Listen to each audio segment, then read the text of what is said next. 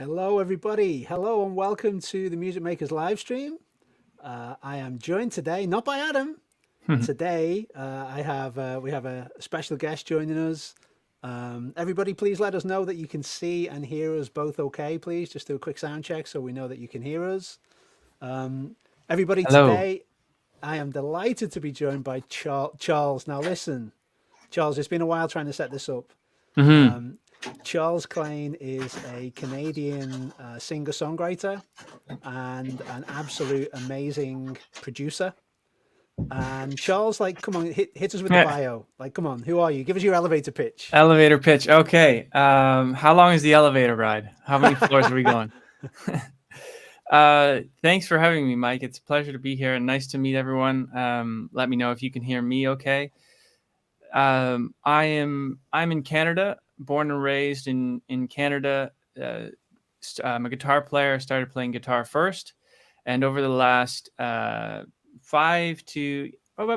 5 years ago, I dove into the production world and really made that a focus of my career. And I've always been a performer and an artist, and now I consider myself a producer.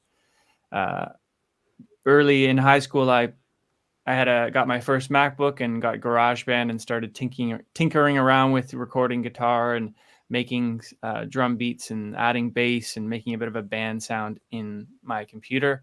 And now that's turned into my full-time career, producing my own music and producing other artists as well. So very cool. Saint-Sauveur, Quebec for Alain. I just was in Saint-Sauveur last week. No way. So that's funny. It's great to see where people are tuning in from the pop-ups here. Yeah, This is really it, cool.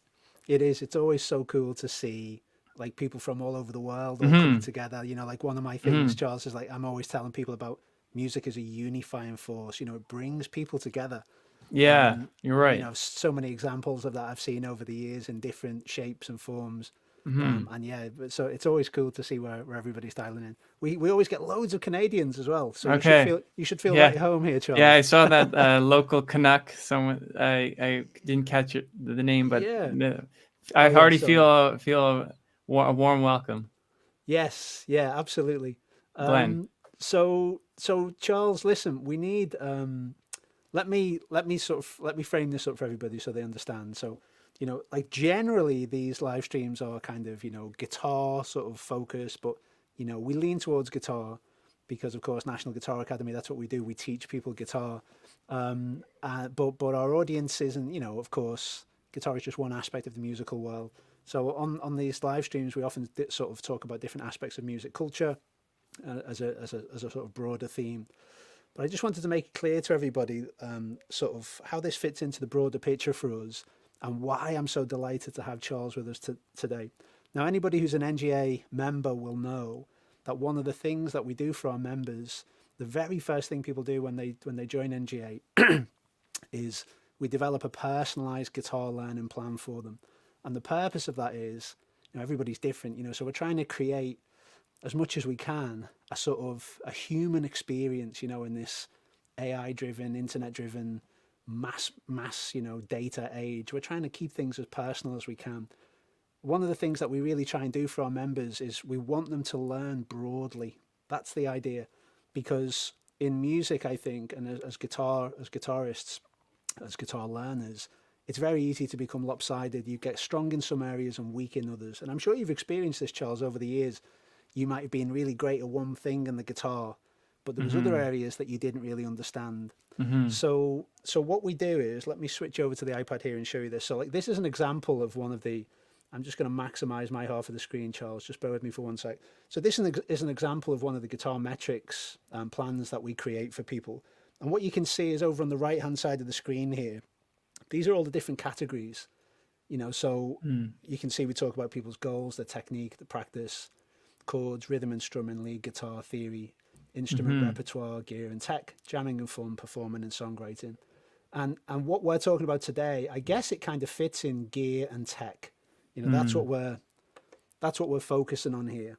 And Hmm. the reason for that is that if people get good at using, you know, technology, it enhances their options as a guitarist. New avenues open to you that Hmm. were previously closed. Yeah. So, that might be something as simple as using an overdrive pedal. It might be something more complex, like using a loop pedal. Hmm. Or it might be something like using GarageBand Yeah. or Logic or something to record yourselves. Now, for everybody who isn't aware, Charles has got quite a big YouTube channel where he teaches people how to use Logic and and DAW software, and that's really what we wanted to speak about today. Was kind of songwriting, music production, recording yourself at home. And Charles is the man to have on the show for this because I actually learned to use Logic by watching Charles's videos. So I always wanted to be able to record myself at home with my laptop. I didn't want to always have to go to a studio to get good quality recordings. And nowadays, you simply don't have to do that. You can Hmm. get amazing results recording at home now. So that's the sort of setup. That's why we're talking about this today. This is why it's interesting for you, everybody that wants to get better as a guitarist. You need to explore these new tools. You have to always be pushing into new areas to make sure that you're growing as a musician. And when you do, you start to make connections. You realize how everything affects everything. You start Hmm. thinking differently. You start composing differently Definitely. when you know you're going to be recording the Hmm. track. Hmm. It affects the choices you make.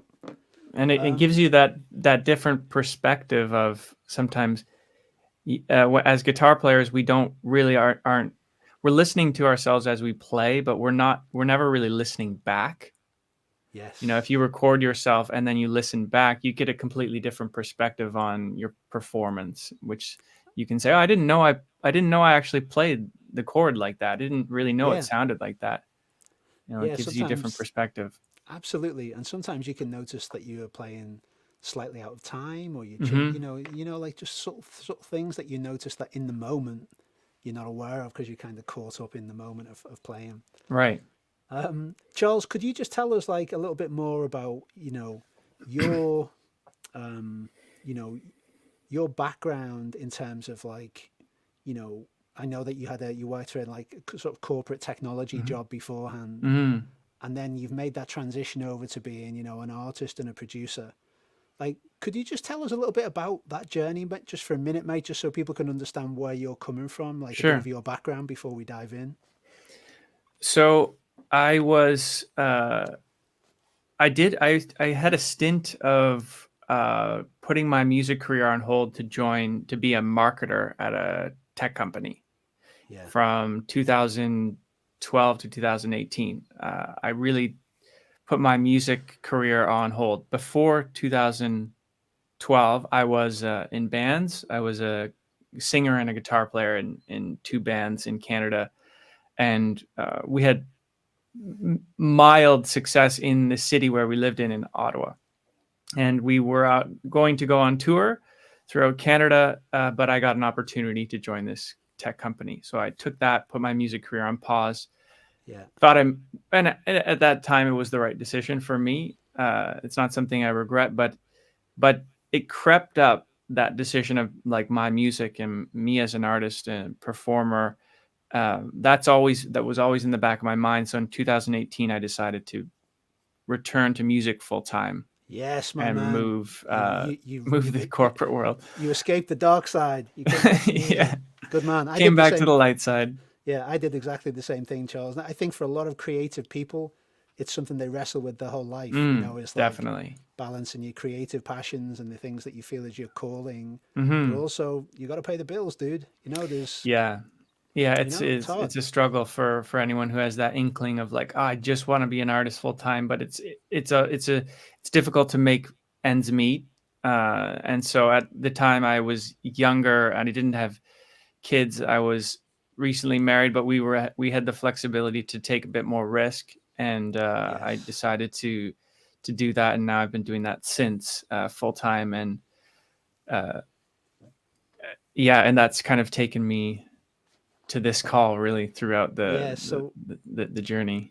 So just to let everybody know, like Charles is one of the things I've been really impressed with Charles is, of course, not just all the ways that you've taught people to use, Logic and DAW software in general, but also like your tunes in particular, like they're crispy, dude. You know, I'm Hmm. hearing like really clean, like EQs, you know, tasteful amounts of compression.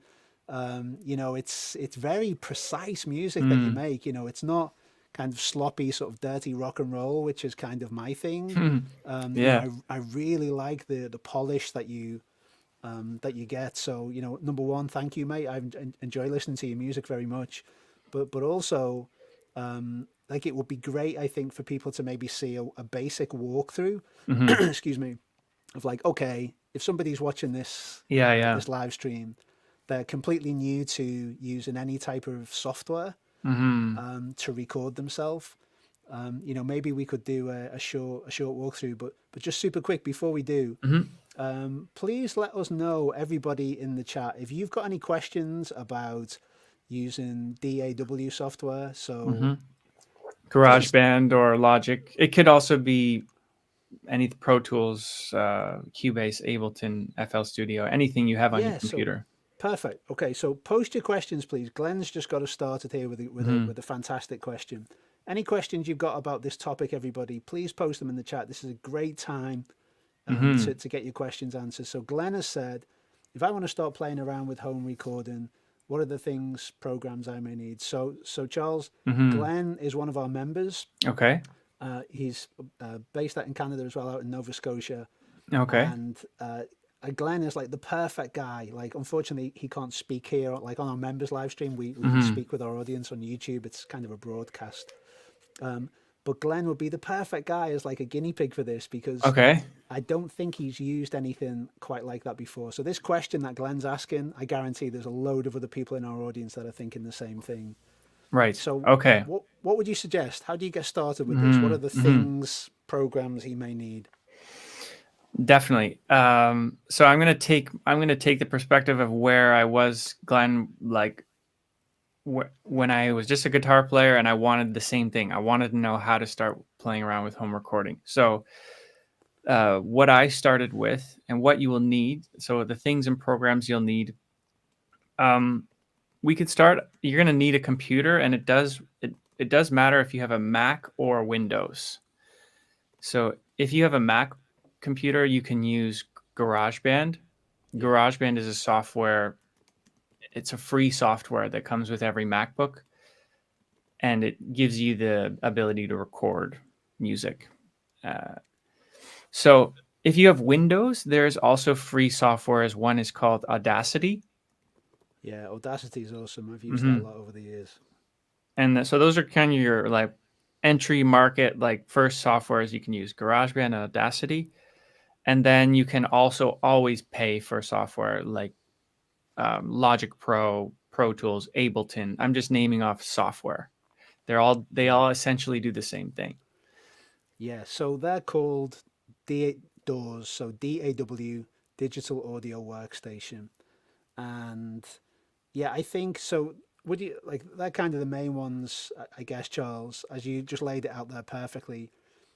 GarageBand is a great place for somebody to begin if they've got a Mac, because it's free and it's awesome, and it's Hmm. kind of deceptively, it can do a lot, can't it? Hmm. You know, Hmm. it's like it's Definitely. relatively easy to use. Hmm. Um, Hmm. but I wanted to reference this comment here. So Elaine said, been using Audacity for 5 years now, but not for multi-tracking. Never been successful in getting rid perfectly of latency. Okay. Hmm. Yeah. Um, Interesting. Yeah, That is that just an audio interface Elaine. thing? It could be. So but not for multi-tracking. Now, I'm not sure. I don't know Audacity very well because I'm on Mac, but it might be limited to I'm not sure if it has the capability to be doing multi-tracking. Yeah, So, um, because I know GarageBand, I think it does now. I think they've made an update where you can do multi-tracking in GarageBand. But you're right, Mike. It does matter too about your a piece of hardware called an audio interface, which yeah. I'm sure a lot of you might have if you're playing through amps on your computer. But you will need more than one channel on your audio interface if you want to do multi-tracking. Yeah, so just to be super clear, everybody, I think what what Elaine was referring to there was playing several tracks at once. But like you could record one track and then do the next, and that one should work. That one should work fine. Yeah. Wavelab was a tool I used on Windows for years that would do that. But what I would say, everybody, is if we just think about the absolutely easiest possible option here, I think something like Audacity would be a great place to start, because it's essentially just like it's almost like a voice memo app. You know, you put it on your computer, you would just hit record, and basically it will just record whatever you play. And then you can set another track going and then hit record. And so you will essentially be adding different layers to your music. Now, I think that's probably the easiest place for somebody with Windows to begin, but it's also kind of limiting because it basically just does that, Audacity. As far as I know, I haven't used it extensively, but when I have used it, it's kind of limited in its functionality. And I would say, personally, just speaking personally, I would much rather people try to get comfortable with GarageBand than Audacity, because it's set up exactly for what we're talking about here. The only thing I think it's essential that somebody has, and I do think it's essential, is to just get a very, very simple audio interface. Now, an audio interface, everybody, it looks something like this.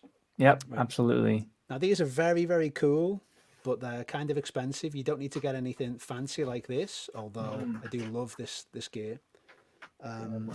You can get very, very simple audio interfaces that are really small. I've got one lying around here somewhere. It's about this big, and it's just a little box, and you plug your guitar into one side. There's one. There you go, yeah, Charles has got one. So their Ace, the Focusrite, the Scarlett range is like so cool. It's brilliant. But I think for someone who's maybe brand new to this, they might be a bit too much. Like if you just get like plug the guitar in here, something more simple into the computer. Easy. And you don't need something like this. This might be overwhelming, at first. It's best to just get something, like you say, Mike, just simple. All it is it connects your guitar to the computer, because if you think of it, you can't plug in a guitar patch cord to your computer. Yes. Like there's no patch cord thing in the laptop or the computer, so you need a middle man, something that sits in between. We need a little box that we plug our guitar into, and then that little box plugs into the computer, and hey presto, that's our audio interface. So that would be coming back to the first question was, what kind of equipment do you need, or software specifically? So it would be like the DAW, GarageBand, and then an audio interface. Yes, would be your next biggest one, and then obviously something you could listen to, whether it's headphones or speakers. Yes, headphones if possible, folks, because the speakers on your laptop are probably rubbish. Certainly, I think having headphones is a huge plus. Right, so I just wanted to reference a couple of the comments here. So Bruce says, I use a looper through the amp and play over the chords to the computer using a Samson mic. Yeah, okay. That's absolutely fine, Bruce. That's a great way to develop your musical ideas. You can go a long way with a looper. The only thing I would say there, Bruce, is that's an awesome setup for just quickly developing ideas. But if you want to actually record them, then it's always best to have them on separate tracks. Excuse me. So rather than like run the guitar into a looper and then run that output into record it into the computer, the next level would be to just record each track into the computer, and then you can individually EQ and balance those channels. So right, because if they're baked into one track, then and if your first loop was you played it too loud or too soft, and your second loop you played it too loud, you can't change the volumes of those anymore because they're baked into one. Yeah, exactly. But if you don't mind that, Bruce, if you're just playing around with to quickly develop musical ideas, that's absolutely fine. But I think if you want to get decent quality recordings and be able to manipulate what you've recorded, then doing them individually would be even better. Elaine said, when we were talking about multi-tracking, I know that we record the mix straight out from the Soundcraft desk onto a reel-to-reel, and then transfer the recording onto Audacity. Single track for editing and the like. That's how I use it. Okay, cool. So that's more complicated than I imagined, Elaine. Interesting that you send it out to a reel. Like you want to get analog. That's very cool. And then Yeah, transfer the recording onto Audacity, single track for editing, and then like, oh yeah, that's super cool that you're doing tape reel. yeah. That's not unheard of, but it's very uncommon, I would say, It in is today's world. nowadays. Yeah, One, just because tape is expensive over digital, but also there's not many people selling tape or studios that even do. we recently remastered an old album that I made several years ago. And the mastering house actually sent us two versions of the masters. They sent us one which had been sent out to an analog tape and sent back to the desk, and then one that was just all digital. Very cool. Yeah, so you actually got to choose Two. between. And what did you think? What did you think of the difference? Just curious. What did you like, the tape versus digital? It depended on the track. Some of the tape-based masters sounded slightly warmer, and there was a little bit more low end. And Okay. and on some of the tracks that sounded great, and on some of the tracks it didn't. Right. So it was very like track by track, Right. But I'd say I think there was about 13 tracks I think that we got mastered, and I'd say probably about 8 of them I think we went with the tape version, and then the rest we went with the digital version. But all of those songs were recorded like on old school technology, so it was a very sort of rootsy, old-fashioned rock and roll record. Right. So maybe that's why it worked so Yeah. well with the tape option. Yeah. I don't know, but it was super cool to get the Yeah, two different definitely. versions. Yeah. And I had like a fun couple of hours of just putting them. I was just put them on different tracks in Logic, and I was just like toggle between them, and like, Yeah. Listen back. yeah, just like Yeah. A/B test them, Yeah. listening to like the verse, digital verse, the analog verse. Yeah, that's cool. Yeah, it was fun. Graham said, my Fender Mustang GT40 and microamps have USB out, so I assume these can take the place of the interface if I only want to simply record my guitar. Yeah, that's right, Graham. Yeah, absolutely. Those, I don't have the Mustang amp, but I do have similar. So I don't know if you're familiar with this, Charles, but they're those like tiny jack mic amps, like you plug it in here, and there's like a little amp that's literally about as big as a matchbox. Okay. And there's a like USB out on that. Yeah, it's Oh, like interesting. it's basically it's like a travel amp, So Okay. if you're going on holiday and you obviously don't want to lug a big amplifier with you, and maybe you're not taking your laptop or any other type of audio equipment, you can just take your electric guitar and then one of these micro amps, and then you plug headphones into the micro amp, and hey presto, you can play amplified. Oh, very cool. Okay. Yeah, so then you're off to the races already. You don't need the interface. So. Yeah. Yeah, I think so. The only thing is, Graham, I'm not certain that would work. It sounds too good to be true. So try it and then report back. Yeah, the only like technical argument there is there would be an argument that you can make of quality of signal that's being passed through that into your DAW. That's when the interface, and why the interfaces vary so much in cost is because of the quality of the conversion of an analog signal to digital. Is the cheaper interfaces less quality, expensive, higher quality, but nowadays the tech is so good that your baseline quality is for the cheap ones are still really good. Yeah, it's so true. I mean, the audio interface that I have, like a travel one, I can't. I'll have to dig it out.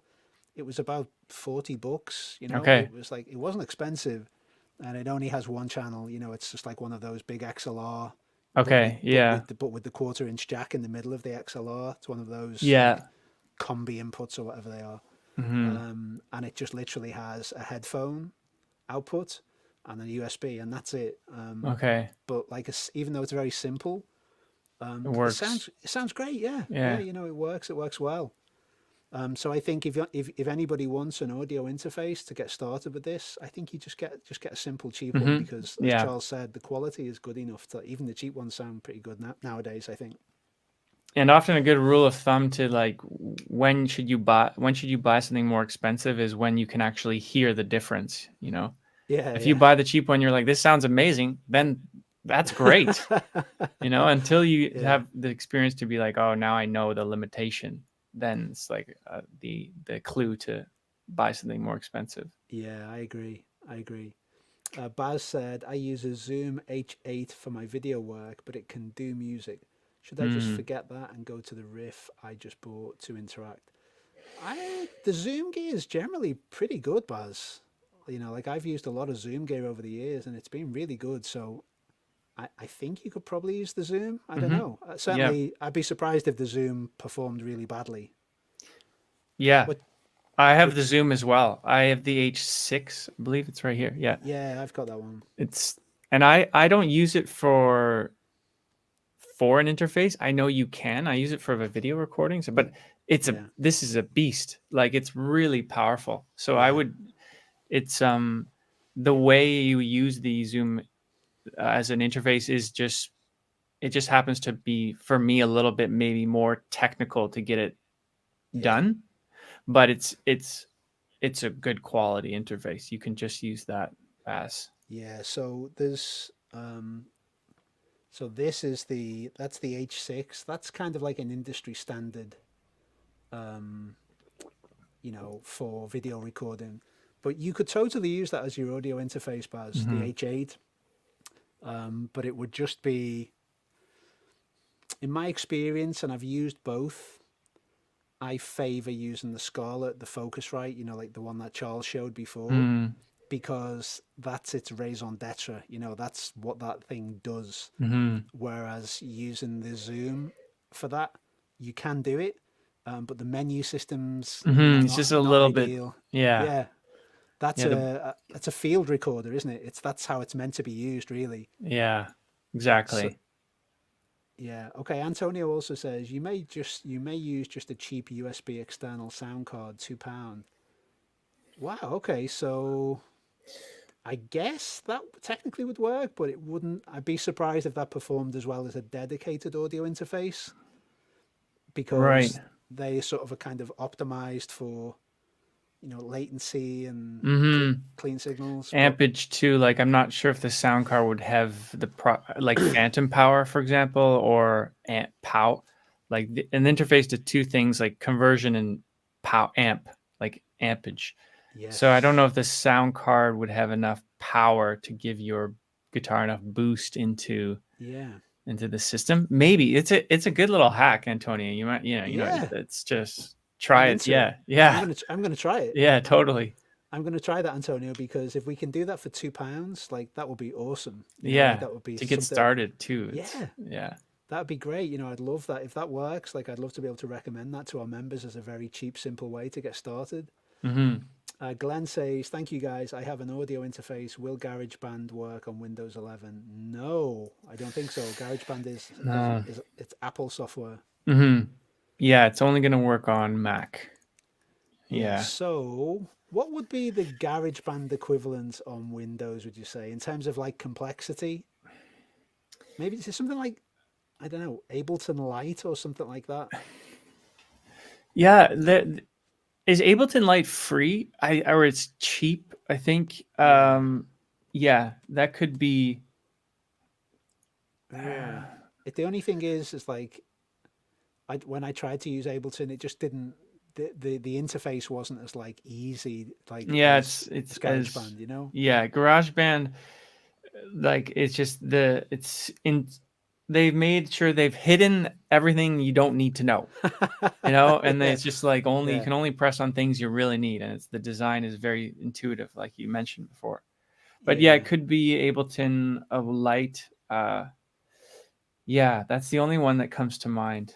I would say, Glenn, if you want to just give this thing a try, I would say use Audacity to Mm-hmm. just like get comfortable with sending this into Mm-hmm. the computer. And Yeah. there's a bit of a learning curve. I think if you just start off with Audacity and give that a shot, and then I would think you could then progress on to using something like Ableton Light Mm-hmm. as the next step. There is a, I don't know, Glenn, if you have an iPad or an iPhone, but there is GarageBand apps for those devices. If you don't have a MacBook but you have an iPhone or an iPad. Yeah, that's another kind of thing. You can do the recording on an iPad even now. Yeah, good point. Really good point. I hadn't thought of that. And also, actually, when I haven't used it for a few years, but when I last used GarageBand on my iPad, it was great. Mm-hmm. It was like it was even simpler to use. I know. Than It's even more intuitive. Yeah, they've hidden more on the iPad. It's very simple. Yeah. Okay. So listen. Why don't we've got some other questions coming in here, Charles? But why don't we show people like a super quick demo, like if you wouldn't mind screen sharing? So like if somebody's like brand new to this topic and they're like, okay, Mike, okay, Charles, this sounds cool.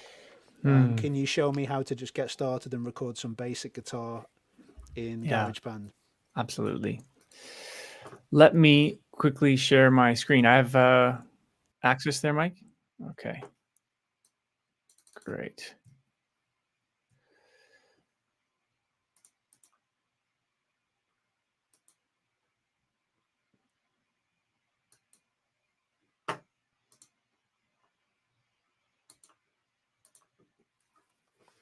Okay, now you can see I have two monitors up here, but I believe I'm showing, this is perfect. Okay. So if this is the first time you're seeing GarageBand, let me just hide some windows so it's a bit less overwhelming. And just ignore these two things here.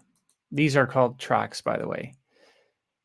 I'm in Mac, so you can see up here is GarageBand. I'm just going to start like fresh so you can see what it might be at the beginning. But I want to come back to this because these are guitar recordings of mine that I made as an example. So I'm going to just start a new GarageBand project. And I will actually save that.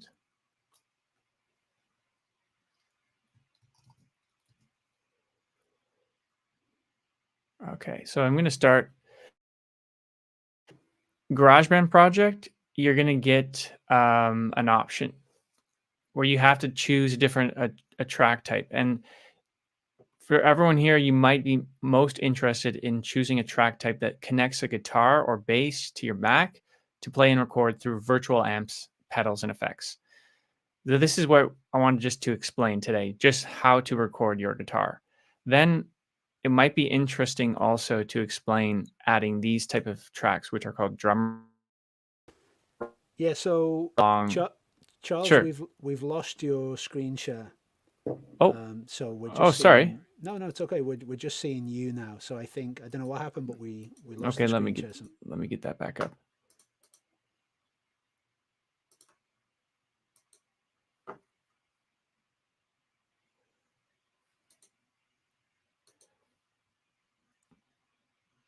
Yes, mate, we've got it now. Okay, so interesting that it's not showing an overlay window. So I'm going to add, I'm going to show you how to record your electric guitar. And you can also do this with bass if you have a bass guitar. So this is all kind of in GarageBand. This is all set up by default. I know it can look confusing, especially when there's like a lot of knobs at the bottom and this window on the left. But what the really interesting thing about GarageBand is, at its simplest form, you R1 and then you record gray space here. Charles, you're just breaking up, mate. We're losing your audio. It might be that it's because we're doing the screen share. Let's keep going and just see if it tidies itself up. Let's just give it another 20-30 seconds or so. If you want to keep going, mate, but if we keep dropping out the audio, we might have to abandon the screen share. No worries either way, but let's give it a try and see what happens. Okay, I think I've got that message through. At its simplest form, all you need to do is press this red button and you will be recording your guitar.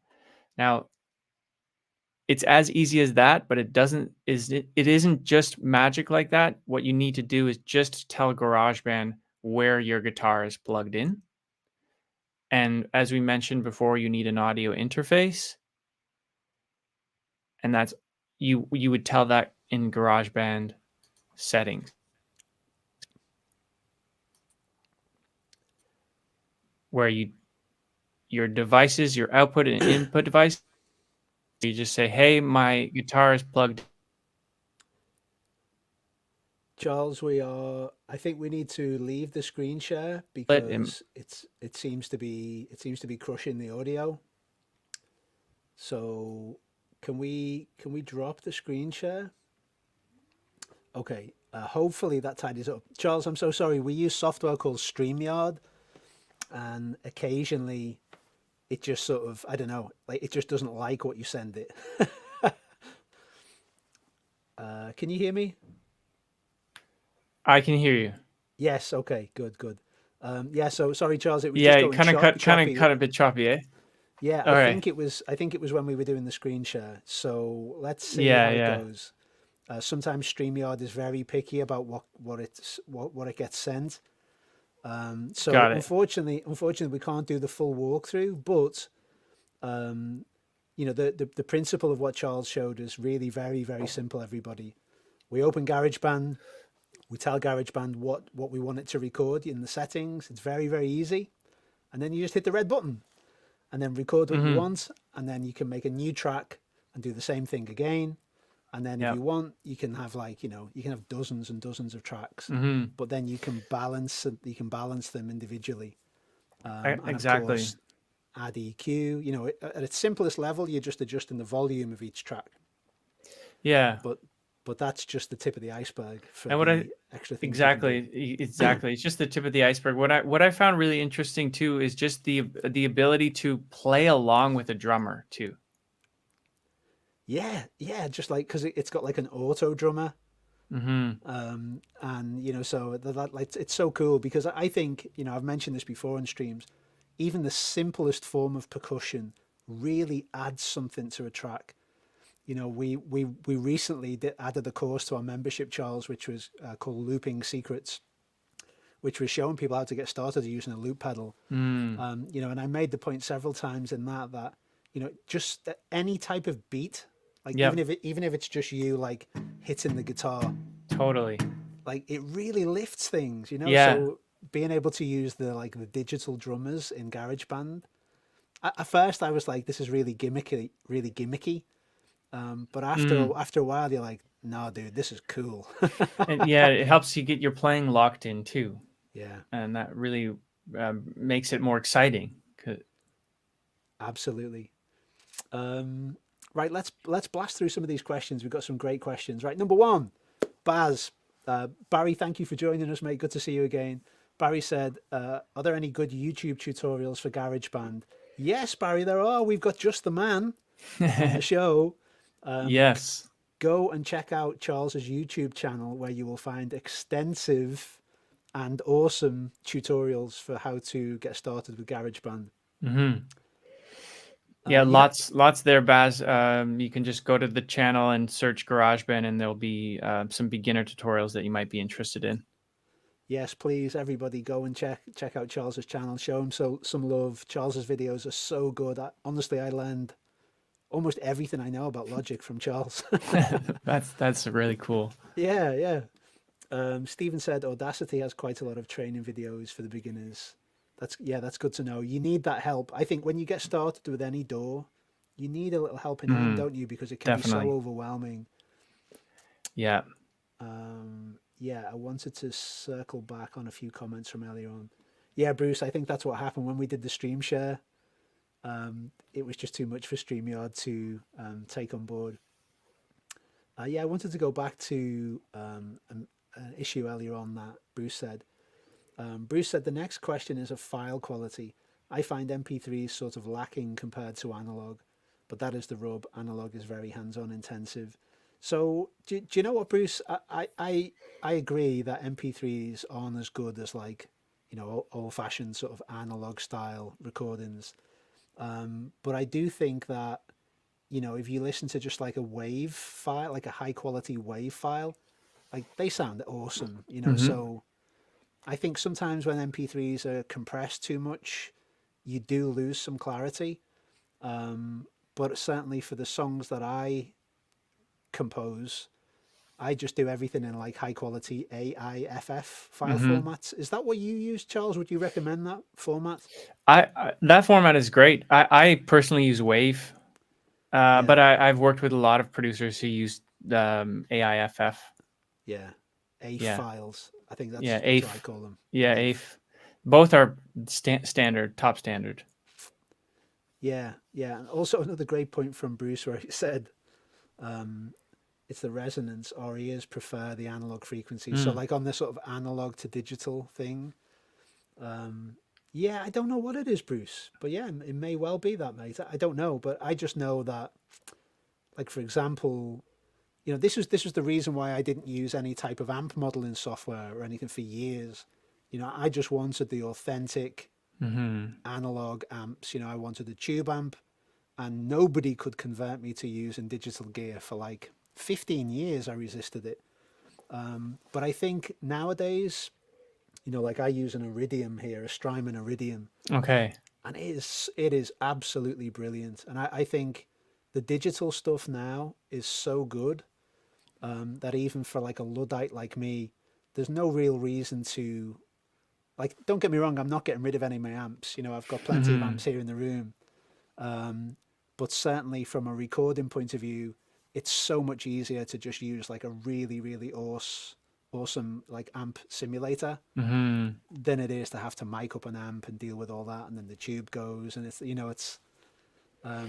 just get like such a crispy, clean signal if you use the digital stuff, and it's also amazing. helpful. You don't annoy your neighbors as much. I mean, I have a tube amp right here too, and I love using it. But to warm up the tube, and then to the tube amps sound better when you're at level 7 or 8. You've got to drive it. Yeah, you got to drive it, and so my family doesn't appreciate that so much. Yeah. I know what you mean. Especially now, like Charles is a new dad, so it's like, yeah, mate, you've got to. I remember those days, like when my first daughter was born. I remember the days of like, oh right, I've got to get an amp with a headphone output. Yeah, and like... definitely. Headphones all day now. Yeah. Do you know what was also cool though was like getting like a semi-hollow guitar, so because that's a nice in between. Yeah. Like you have a little bit more volume than a standard electric guitar, but it isn't as loud as an acoustic. All right. So you can still, play without headphones, and it's an in between option. Absolutely. That's a good option to have. Yeah. Okay, I think we covered most of those other questions. I just want to check if we haven't left anyone behind there. Baz says, Andertons say Fender Mustang uses algorithms from the top of the range amps, so it might be that it produces very good outputs. Yeah, so the way they've modeled that, Baz, is that essentially they record real analog amplifiers, and they record them at like every different volume you can think of, and with every possible amp setting you can think of, with the amp EQ'd in 1,000 different ways. They record everything, and then they put all of those like whatever impulse responses and frequencies and everything. They program it all into a computer, so it's that in theory, when it's done well, you cannot distinguish between the original amp and the digital stuff. So like Universal Audio are great at this. Some of the Strymon stuff's really good at it.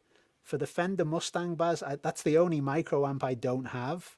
But I'm going to say right now, there's no way the Fender Mustang sounds as good as like a top of the range Fender amp. Like compared to the other micro amps that I've used, don't get me wrong, they're fun. But I would never use like the Vox micro amp. Like that can't hold a candle to my AC15 that's over there. It's a replication of it, it's a duplicate of it in a sense. But you can't beat those. You can't beat the original thing, Right. And you mentioned the UA Universal Audio. They've also recently stepped up their game with pedals too, right? The UAFX. Yes, I've not actually used the new plugins, but they're meant to be amazing. Right. Yeah, I've heard great things. I haven't used them much myself. Yeah, yeah, I'd like to start playing around. Be new to using Logic, so the idea of like taking on extra plugins and stuff, like Hmm. I'm not ready for that yet, Charles. I need to watch some more of your videos before Yeah, absolutely. before I'll be ready for that. So listen, Charles, let's move on from sort of production stuff. I would love to hear a bit more about your album that you recorded recently. Mm. I know you were in LA recording a new album. Hmm. Like, let's have a chat about songwriting Yeah. and you know, composition and Mm. your experience of that. How was LA? LA was very refreshing. It was a new scene for me. I haven't spent much time there. I was in studio for 2 weeks, and it was just myself and the producer. We made a 10-song album, and I came into the studio with a lot of the songs composed and demo, well, pretty much produced and ready to go. So it was just getting a nice, cleaner recording in LA, and that was refreshing to come back with all these songs that I could listen to on the plane home. But in general, I've been writing songs since I was little, just on my acoustic guitar, and then only really started taking it quite seriously in 2018. How have you found that, like that process of like, you know, creation, bringing these stories and these songs from out of you into the world? Like, you know, you're relatively new to that, Charles. You know, Yeah. 2018 is not long ago. No, it's not. Yeah, but you're right. It's been a journey. I mean, songwriting is probably, I would say, the hardest thing I do. I find it quite a challenge, but it's a challenge I love because it's so hard. We're showing up and writing a song. I can sit down every day and compose music. To me, that comes much easier. But the lyrical composition is a challenge for me. But I love the challenge, so I still do it. It's one of Yeah, those things you just love, that you don't stop. I've managed to find tools and to to to help me over the years to write with lyrics faster. lyrics. Yeah, yeah, Hmm. Come up with stories faster, maintain ideas in a notes pad, or you're walking down the street and you hear someone say something interesting, write it yeah, down. The inspiration comes from your any regular day. You can pick up and write a song. The yeah, the sunset, your child playing, the conversation, the bus ride, the traffic. There's songs in everything. yeah.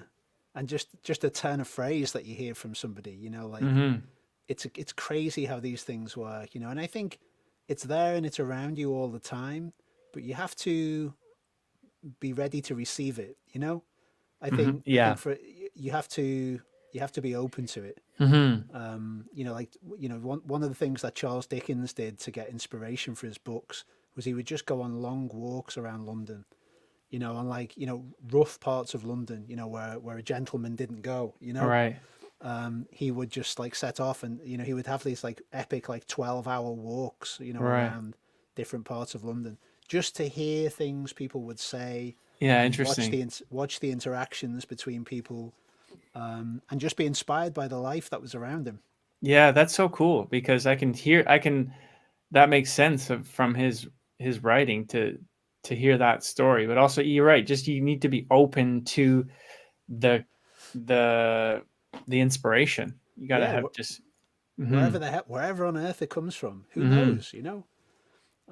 You know, but you have to be ready to receive whatever it is, you know, that the universe is sending you or whatever it is. And I think you do get better at that, you know, it's just being open to that, you know. And like one of the great bits of advice I got years ago from somebody was try and just be an empty vessel and just let the music come into the world through you and try not to like filter it, you know. So like whatever is coming to you, just let it pass through Yeah, yeah, totally. and don't try and analyze it. That's so interesting you say that because I'm reading a book right now that talks about that exact idea. It's the Rick Rubin book on the creative. Oh yeah, the creative act. The creative act, an artist's way of being, and Yeah. he talks about being a vessel, and you are the filter to you add your own perspective and point of view on it, and just I can recommend the book to anyone interested in that creative process of taking in that inspiration and just we're all artists, even if you don't compose songs, we're playing guitar and there's a thing behind you when you're playing guitar that you're creating something. If you're just playing GCD, that's still you're putting your own take on it, even if Yeah. it's just GCD. It's your own. You're creating that, and there's some motive behind you to play the guitar, where it's an artist's motive. Yeah, it's absolutely fascinating to me to talk to different songwriters about the craft of songwriting, and like, everybody has a slightly different approach to it. They have a different angle. They perceive it differently. Their process looks different. And it's just amazing to me how, I don't know, I mean, like, I think it's an absolute gift, Charles. Songwriting is, one of the things I love most in the whole world. After my kids, it's like songwriting's there because Mm-hmm. to me, it's just the most fun that you can possibly have. I really love it. Mm-hmm. From a lyrics point of view, Charles, let's just talk about that. So when you're writing lyrics, what's the process? Like, do you have a certain process that you follow? Do you just sing like nonsense words and then tidy them up afterwards? Mm-hmm. Do you write it as like a poem and then try and put it to music? How does that process look for you? I've tried different ways. I've tried to write a story. I've tried to write a poem. I've tried to write the music first. And the way I've always come back to, and what I'm just most comfortable with, my default, is just to sing random words Yeah. over some type of harmony, a guitar progression, or maybe a bit of a beat I've created, and just to sing, be in the moment with the music. What am I feeling? And sing a melody, and stuff comes out. Yeah. And it's random sometimes, but sometimes it honestly, it if you really put your kind of heart into that just randomness stuff, words will come out and you'll be like, that's what I want the song to go. And then I kind of shape the lyric around, you said some word or some sentence and you're like, oh, cool. And then you shape the story around, you know, if you said let it go, or if you said I'm in the dark, you just, then maybe your song is about being in the dark. And now, okay, all right, Yeah. let's write a first verse about being in the dark. Okay, well, maybe let's set the scene of I'm feeling a little hopeless right now, and maybe the pre-chorus is show me the light, and then the chorus is, you shape it after you have you frame it after you have something to work towards. But that, to me, the thing that I work towards is just I get from randomness. Yeah. I agree, Charles, that I think the most productive way to write from lyrics, from a lyrical point of view, is just to say things. And most of the time it's rubbish. What comes out of your mouth is nonsense, but it's fine. I think you have to give yourself, just for me personally, you have to give yourself permission to just say some random stuff like that you would cringe if anybody heard you saying. Because in that output that of stuff that you put out there, there'll be some nuggets of gold. Absolutely. And then you just latch onto them, and Yeah. then you use them to shape where it goes next. But I think people that try and strive for perfection,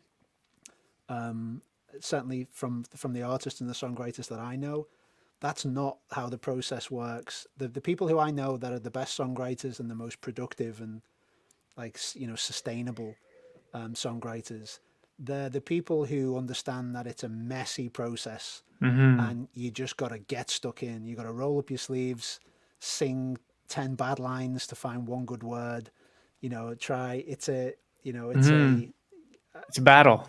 yeah, it is. It is kind of Yeah. messy. Yeah, it is. But it's so interesting though. If you just keep kind of moving, like if you keep blabbing, and there will be output. and you will Yeah. find nuggets. And then a lot of it, and if you finish the day, like what I've gotten comfortable with is just when I write a song and I've been at it for 4 hours and I'm just really not getting anywhere, then that's okay. I'll just park the song and maybe Yeah. I'll do something with the stuff I came up with in the future.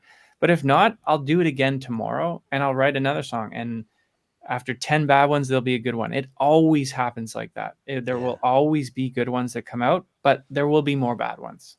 Yeah. And the other thing that's fascinating to me is how you can write a song that you think's great, and then you might leave it for a bit and then listen to it a few days later and you're like, no, it's not quite as good as I remember. Right. And the opposite happens too, where you're Exactly. like, Yeah. I hate that song I wrote today. You listen next week, you're like, that's actually pretty good. Yeah, it's much better when it happens Yeah, that way around than the other definitely. way. Yeah, I've had that when I've been listening back to like old ideas, just every now and again I'll go back and listen to some old ideas that I haven't pursued, Yeah. and I'll be like, dude, that's good. Yeah, I know. It's You different perspective, on you need time. Sometimes the idea needs time. You're not ready for that idea you created. You need to spend some time in life and then come back to the idea. So don't yes.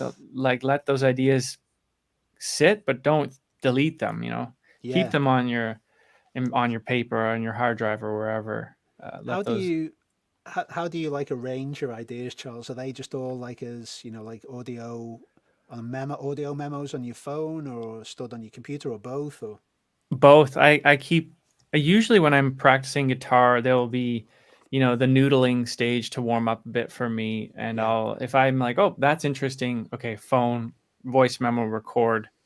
And then I'll just say new idea. And then usually if I'm like wanting to write a song, I might start with one of those new ideas on my phone. So I kind of have ideas on my phone and then more flushed out demos on my computer. Yes. Yeah, same here. It's exactly the same for me. My phone's just got loads of stuff on Mm-hmm. there. There's less on the computer, but they're more Mm-hmm. fully formed than the Yeah. ones on my phone. Yeah. So listen, if anybody wants to learn a bit more about songwriting, we don't actually have a songwriting course in our membership yet. We're going to make one, but there are some songwriting sections in some of our courses. So if anybody wants to on this call as an NGA member, then I think it's in Beginner Guitar Mm. Secrets. There's some songwriting. There's a songwriting introductory module, I think, in there. If anybody wants to become an NGA member, you will get your own customized guitar learning plan. You get access to our amazing weekly members live streams, which are lots of fun, and you get access to our community campus and learning forum, where you can, take part in an amazing community of very welcoming and supportive guitar learners. You also get access to our song library, which has got lots of chord sheets and tabs separated by ability level, so you can quickly find song sheets that make the most sense for you. And of course, you get access to our world-class guitar library of courses. There's so many different courses in there.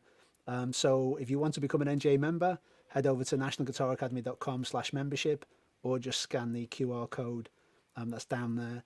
I do want to do a songwriting course soon. I've got to, it's something I've always wanted to make. So I think that might be our next course. That one's coming soon. Awesome. So listen, where can people catch up with your stuff, Charles? They can. YouTube is the best place. I also send a Saturday email just on more artistic production, practical advice, and tips. There's an email newsletter that you can sign up for. You can find on my website or my YouTube channel. Awesome. And I guess people can just Google you, Charles Cleyn. They will find you. They'll Yep. find your website. Yeah, I'll be there. You've already got the seal of approval from Glenn. He's listened to your track Goodbye. Thank you, Glenn. I love your That's musical very kind style, of you. Charles. Yeah, please go and check out Charles on Spotify, because there's lots of material on there. Like I say, it's super crispy. Like the production's amazing, nice melodies. There's lots and lots to admire in everything that Charles is doing online, on YouTube, on his website, but also over on Spotify. Charles, mate, thank you so much for joining us today. I'm sorry it took a while to actually get it lined up. Yeah, no, thank you, Mike. It was a pleasure. Yeah, no, it was absolutely brilliant, mate. Thank you very much for coming and helping us out, for helping our community out as well. Absolutely. Thank you for everyone tuning in and listening. Wish you the best of luck on your musical and guitar journeys. Awesome. Thank you, Charles. Thanks, everybody, for tuning in. We will see you next week. Bye bye. Thanks, everyone. Bye.